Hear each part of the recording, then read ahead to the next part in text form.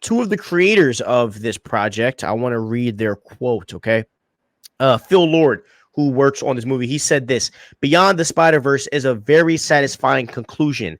It goes even more emotionally deep into the relationships between Miles, Gwen, Peter, and Miles's parents.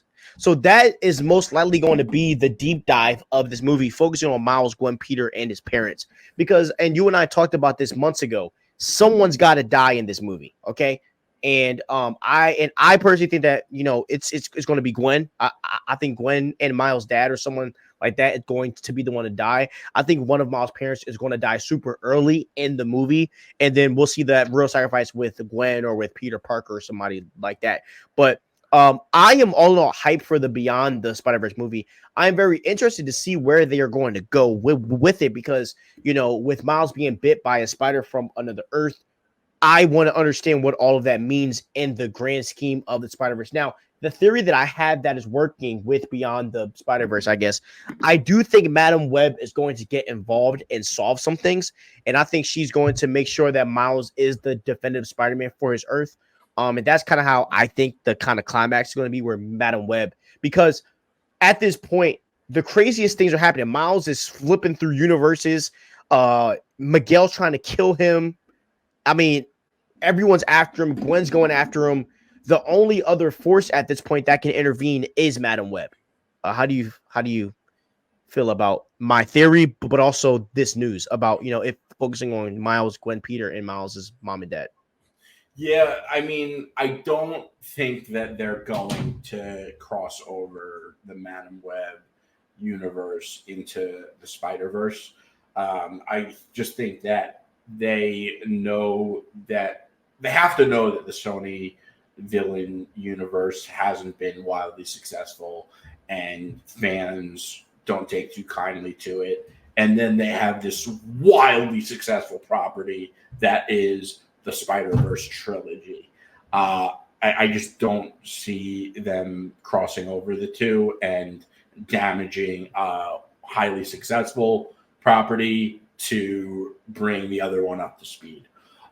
Having said that, I do think they have to have some kind of plan for after Beyond the Spider-Verse, the third one, because they said that's the last of the Spider-Verse trilogy, but I can't imagine that.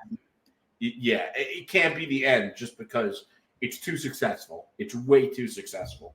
And, it's not like I'll use this as an example. It's not like the Christopher Nolan, the Dark Knight trilogy, where you have this auteur level director who signed on to do a trilogy and he's like, that's all I'm doing. I'm out. And he, literally did that so he could get carte blanche on every one other movie he ever did. Said he never wanted to do a superhero movie again. That's fine.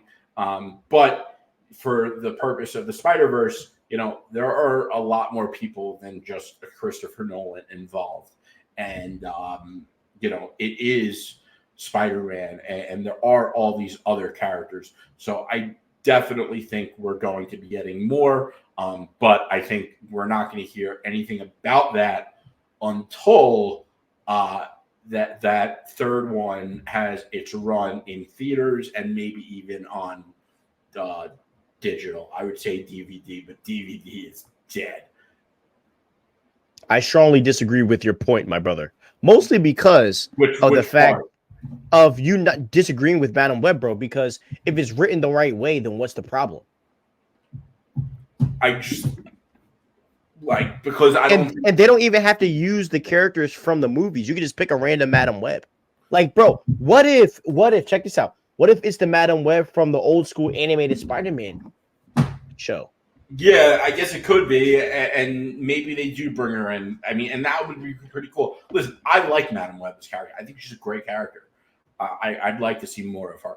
I just don't think we're going to get the Madam Web of the main Madam Web of the Madam Web movie. Is what I mean. No, definitely not her. But I definitely see an animated Madam Web coming into the Spider-Verse movie because there's like. Bro, Miles has no way out, bro. There's no way out of this. There's no other way. The only other powerful force is Madam Web. There's no one else that can save her. Here's the other thing. Save him. I mean, I don't know about that because he's got the whole team that went out to find him, and I think it would be odd to bring in a new character in the trilogy after they already have so many characters. And I think that the main villain of this movie is going to be Spot. But I think he's going to have to go against Spot and Spider-Man 2099 Miguel O'Hara. Bro, I disagree, man. I think that you need someone that is very powerful and someone that is able to, you know, kind of come in. And plus, bro, her powers, she was created to help the spider people. That was what she was created for. Right. You know, she's created that. The point of her being in this is to intervene in situations like these, like she's done in the comic books and in the animated shows. And I think this is a perfect place for her to intervene. It is, but here's the other thing. The Spiderverse movies have a habit of building up. They have a habit of making Miles look like an amateur and then building up his major moment at the end of the movie. They did in the first one, and then he takes a leap of faith and he's like awesome. And then he does the second one where he's not really an amateur in his skill, but he comes off like his naivety makes him come off like an amateur. And then at the end, he's like, screw you, I'm going to do my own thing. And I think that in the third one, I think they're going to turn that up to the max. And by the end of that movie, I think he's going to be delivering the victory very much on his own merit. Yeah, I mean, the way that I see it, bro, because I think it's going to be a while before Gwen and them actually get to Miles.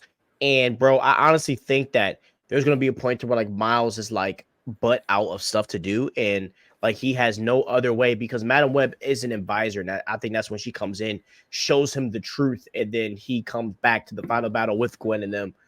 So, all right, let's read some chats.